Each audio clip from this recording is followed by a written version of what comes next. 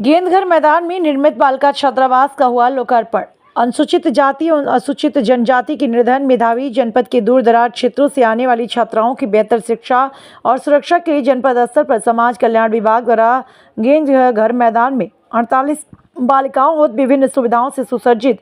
निःशुल्क नवीन बालिका छात्रावास का सदर विधायक श्रीमती अनुपमा जायसवाल की गरिमामयी उपस्थिति में आयोजित समारोह में सांसद बहराइच डॉक्टर आनंद गौड़ द्वारा वर्चुअल माध्यम से लोकार्पण किया। जबकि सदर विधायक श्रीमती जायसवाल ने फीता काट कर छात्रावास भवन का उद्घाटन कर परिसर में स्थित भारतीय संविधान के शिल्पकार और महान समाज सुधारक भारत रत्न बाबा साहब डॉक्टर भीमराव अम्बेडकर की मूर्ति पर माल्यार्पण श्रद्धासुमन अर्पित किया। समारोह को संबोधित किया। रमाशंकर गुप्ता जी, जिला समाज कल्याण विकास से श्रीमती श्रद्धा पांडे जी, अधीक्षक किशन लाल जी, मेरे साथ आए हुए भारतीय जनता पार्टी के नगर के अध्यक्ष अजय प्रताप सिंह अज्जू जी, महामंत्री अजय जायसवाल जी, यहाँ पर उपस्थित सभी स्टाफ के बंधुओं, कर्मचारी गणों और वो बच्चियाँ जिनके लिए आज इस कार्यक्रम की शुरुआत की गई है, इस कार्यक्रम का आज आयोजन किया गया है, ऐसी मेरी प्यारी बच्चियों, आप सबको बहुत बहुत बधाई और शुभकामना देती हूँ कि प्रदेश सरकार की जो योजना है अनुसूचित जाति और जनजाति की बच्चियों के लिए हॉस्टल का निर्माण किया जाए और उनको हॉस्टल में रखा जाए ताकि उनको भी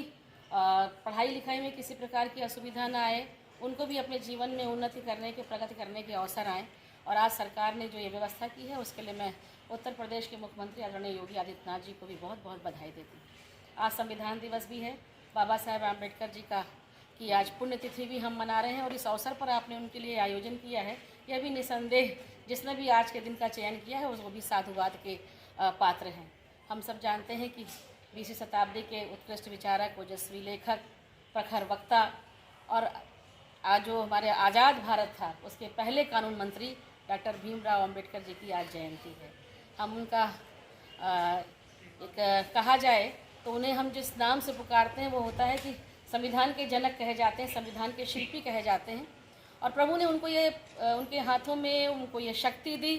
कि वो जिसके लिए लड़ते रहे निरंतर, वो एक जात विहीन समाज की स्थापना करना चाहते थे, भेदभाव खत्म करना चाहते थे। अनुसूचित जाति के लोगों को उनका एक ही संदेश था, शिक्षित बनो, संघर्ष करो, और उसके लिए वो लगातार प्रयासरत रहे और उनको इतनी बड़ी ऊंचाई दी कि उन्होंने संविधान की रचना की। आज उनका संविधान है, बनाया हुआ है, जिससे हम जनता को अपने अधिकारों को सुनिश्चित करने में उससे सहायता मिलती है।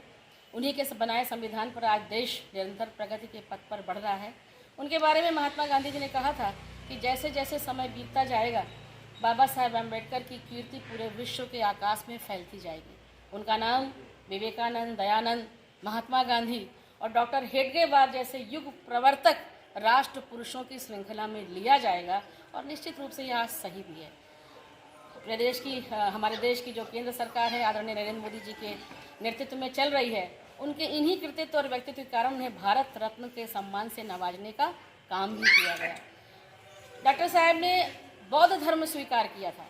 और बौद्ध धर्म की एक जो सबसे बड़ी बात है, जो सारे वो कहते हैं कि अपदीपो भव, इसे हम दूसरे शब्दों में कह सकते हैं कि आत्मदीपो भव। अपना दीपक, अपना प्रकाश आप स्वयं बनो, अंधकार का नाश होता चला जाएगा। और यही उनके जीवन का मूल मंत्र था। जीवन भर वह लोगों के जीवन स्तर को ऊपर उठाने के लिए काम करते रहे और इसी में 1948 में मधुमेह से पीड़ित हुए। स्वास्थ्य निरंतर उनका गिरता रहा, लेकिन फिर भी उनका जो काम था वो चलता रहा। उन्होंने कभी एक दिन भी विश्राम नहीं लिया और 6 दिसंबर 1956 को 3 दिन पहले 3 दिसंबर को जो अपनी कृति लिख रहे थे बौद्ध और उनकी शिक्षा, उस पांडुलिपि को पूरा करने के बाद 6 दिसंबर को उन्होंने अंतिम सांस ली। हजारों लाखों करोड़ों अनुयायियों और प्रशंसकों के बीच बौद्ध रीति के हिसाब से उनका अंतिम संस्कार किया गया। लेकिन हम जानते हैं जब ऐसे महामानव आते हैं तो भले ही वो देह उनकी चली जाती है, क्षिति जल पावक गगन समीरा जाकर उसमें मिल जाती है, लेकिन जो उसकी खुशबू होती है, जो उनके अंदर का जो ऑरा होता है, वो कभी नष्ट नहीं होता है। वो हमेशा हमारे प्रेरणा का स्रोत रहता है। हमेशा हमारे जीवन में जब जब उनकी जन्म तिथि आती है, उनकी निर्वाण तिथि आती है, हमें एक नया उजाला, एक नया सवेरा देकर आती है और बताती है कि हमको जाति पाति के भेदभाव को मिटाकर एक जात विहीन समाज की स्थापना जब हम करेंगे, तभी हमारे भारत का, विश्व का